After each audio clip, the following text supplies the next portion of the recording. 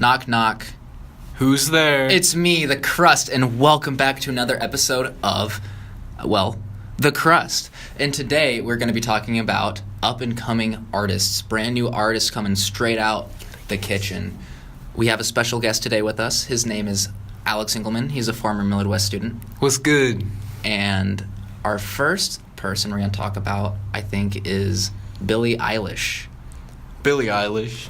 I really do like Billie Eilish. She hasn't been in the game that long, only about 2 years, and she's already propelled herself to stardom almost. Oh, definitely. But I think definitely a big part of that would have been the fact that her and Khalid have grown pretty close before Khalid blew up. Oh, for sure. So she definitely had like an outlet to get to the mainstream radio.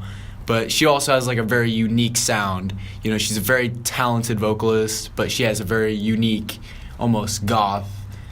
It's dark, but at the same time poppy. It's like a little bit of Taylor Swift with Marilyn Manson. Oh, definitely. And I dig it a lot. Oh, she is probably one of my favorite ones coming up. Khalid, I would not say is a up-and-coming artist. He's pretty much there. He is.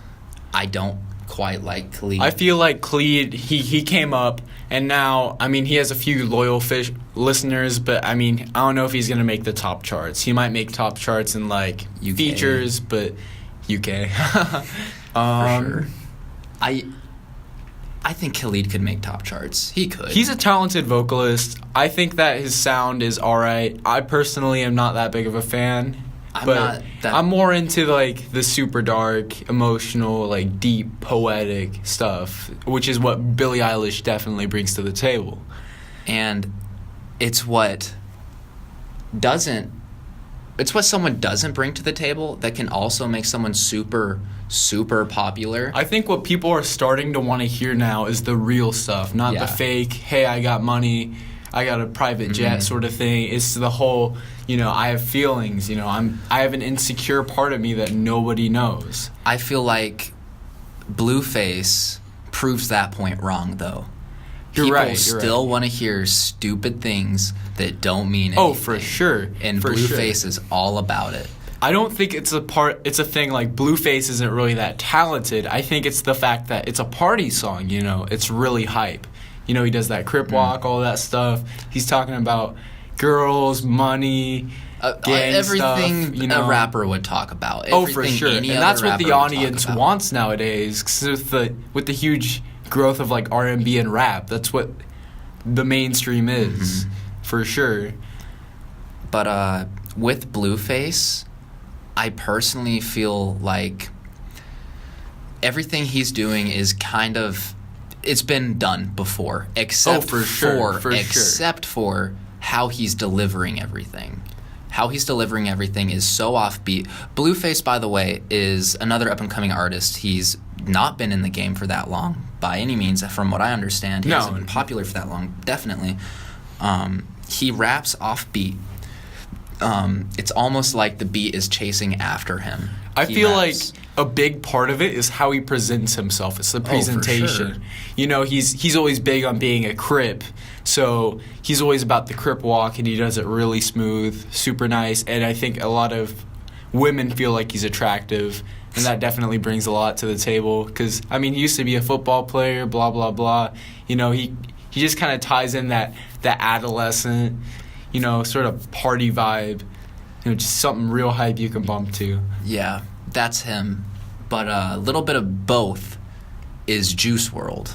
Oh, yeah, definitely. Juice WRLD definitely brings, like, a darker side to everything, you know. His songs sound upbeat. They sound happy. Some of them sound a little sad. But most of it, it's about his struggles, his everyday struggles, his everyday emotion, his drug abuse. It's definitely a very real genre. People feel the need to go out of their way and express how they're feeling through art, I feel like now more than ever. And that's important. It is super important. It's better than empty songs. You know, I'm not really that big of a fan of songs that are all about the same thing. And then there's artists that actually branch out and they make music about real things and real struggles, everything like that. It's really easy to fake those struggles and say, hey, I'm dealing with this and try to act the part, which I feel like is what a lot of people do because they see that this is. But it's different. It's different now because people are actually coming out and saying exactly how they are. They're saying, hey, it's and you can okay. tell it's real. They're saying, hey, it's okay to feel this way. Oh, totally. They're making it acceptable to do so. And I feel like Kid Cudi and Kanye West, Tyler, the Creator especially, have all propelled these people, given them a platform to do so. Oh, yeah. I feel like, especially Odd Future, Frank Ocean, everybody opening. I love Frank Ocean. Of course, Frank Ocean's the G. Anyway, they opened up sides of them that wouldn't be really, things that they've struggled with that weren't accepted throughout the years of them coming up. And I think that opened up opportunities to plenty of artists like Kevin Abstract. Kevin Abstract he's the founder of Brockhampton. He was heavily influenced by Kanye West. It's just opening the door because some artists set a really good, say, role model for the up-and-coming artists. So they're more creative, they're more honest. They're making real music about real stuff. Even Tyler, the Creator, was so influenced by Kanye West. I feel like, sure, it's okay to hate Kanye West for plenty of things, but you have to admit that he evolved genre. He evolved the genre. Every single one of his albums is completely different. He is constantly pushing new ideas, whether those ideas are awful or not. He is saying how he is.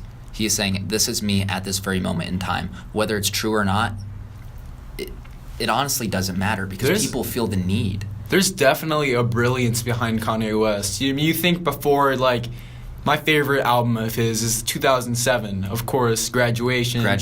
And, before that, maybe some of his songs were just typical rap songs. But then when you get to 2007, he brings in the synths and all this crazy stuff that you wouldn't have ever thought of. He completely paved the way for modern day rap, for sure. And then directly after that, he put out 808s and Heartbreaks, I think.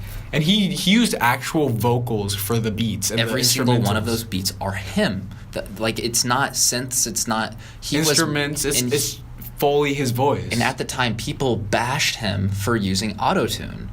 But if you think about it now, what is everyone using? Autotune, for sure. And if anything, he's extremely brave for bringing in these new sounds and experimenting, because that's how new stuff comes out. It wouldn't be good if everything was all the same. Everything about him is brave, and for sure. I mean, starting his own record label, he's an entrepreneur, a CEO.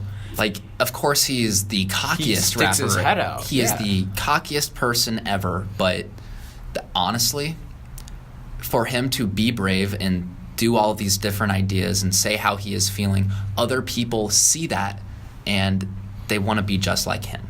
And I can understand that. And he's bold. With this new wave, they're all coming from that generation that watched these people evolve and say, hey, here I am. The generation after this current one that's coming up is going to be it's going to change the game. Oh, for sure. I mean, and then you got those rappers like Lil Pump, Smoke Perp, and probably Blueface, and they might come up with a few songs that hit the charts. But then after that, who stays in the game? It's the people who stick their neck out and they do their own stuff. It's unique. Unique, for sure. And that's really all that matters. And that was the Crust. And today, we spread the jam. Spread the jam, boys. Have a great evening.